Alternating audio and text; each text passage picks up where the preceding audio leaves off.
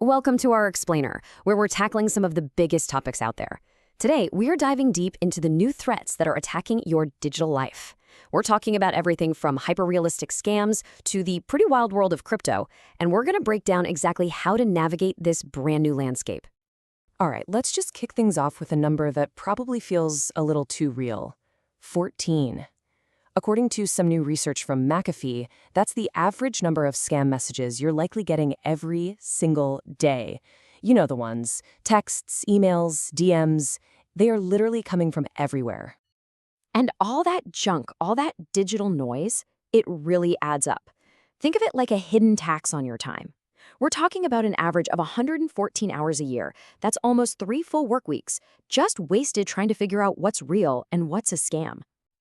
And look, when these scams do manage to break through your defenses, they hit hard. This is the average loss for Americans who've actually lost money to a scam. So this isn't just some small annoyance. For a lot of people, it's a huge financial hit. So what's going on? Why is this all happening now? Well, the old rules we used to count on for spotting fakes, looking for bad grammar or really clunky websites, those rules just don't work anymore. And this, right here, this really gets to the core of the issue. As the scams get better and more sophisticated, our own confidence in being able to spot them is actually going down.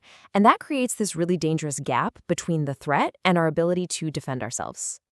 The reason for this huge change is a powerful new toolkit that scammers now have access to, and it's all being powered by artificial intelligence.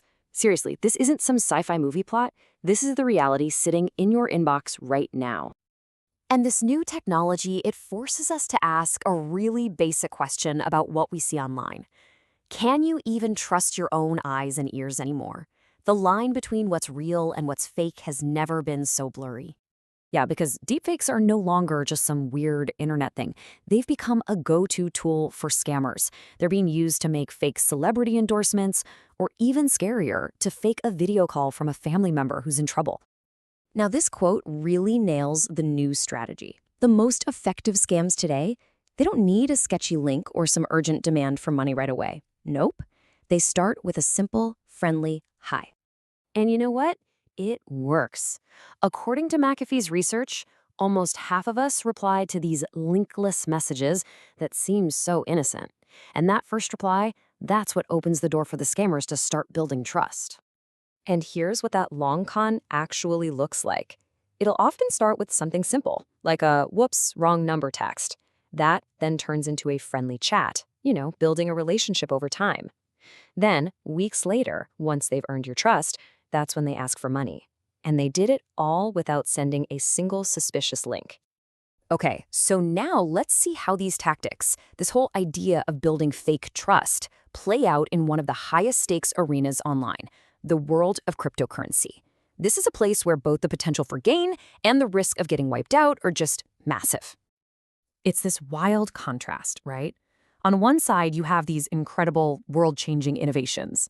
But on the other, you have scammers who are masters at exploiting all that excitement and complexity. They'll create fake charities that look completely real, or they'll use that long con we just talked about to build trust before guiding people to fake crypto investment sites where their money just disappears. So to get around in this world without getting burned, you first have to understand what you're even dealing with. So let's do a quick breakdown of the two biggest names in the game, Bitcoin and Ethereum. Okay, here's a really simple but kind of brilliant way to think about it from CoinCodex. Think of Bitcoin like a super secure digital vault. Its whole purpose is to be a safe place to store value. Its value comes from being secure and rare. Ethereum, on the other hand, is more like a bustling digital city. It's a place where things get built and traded, apps, NFTs, you name it. Its value is all about activity and how much it's being used. But before you even think about putting a single dollar into the space, you have to be brutally honest with yourself. Ask yourself this question. The volatility here is absolutely insane. If the thought of your investment dropping by half makes you want to hit the panic button and sell everything, then you've invested too much. Simple as that. So, this brings us to the most important part. How do you actually stay safe through all of this? Well, here is a clear, actionable playbook on how to avoid these new wave scams and how to approach crypto in a smart, responsible way.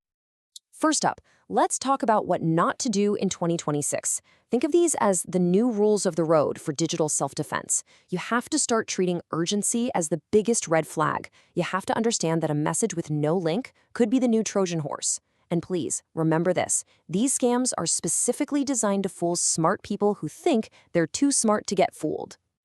Now, if you do decide to explore crypto, here are the smart steps you should take, inspired by CoinCodex. The whole point here is to take emotion out of the equation. So start small. Be consistent with something called dollar cost averaging, which is just a fancy way of saying you buy a small, fixed amount on a regular schedule, like every week. It just smooths out the crazy price swings. And most importantly, always get your real-life finances sorted out first. And listen, these habits, this isn't just about crypto. This is essential for protecting your entire digital life. Your bank, your email, your social media, everything. Using a password manager and turning on two-factor authentication, or 2FA, are probably the two most powerful things you can do right now to protect yourself online. So, all of this leaves us with one last big question to think about. As technology makes it easier and cheaper to fake literally anything, a voice, a video, a person's entire identity, the real challenge for all of us is going to be deciding how and who we actually choose to trust.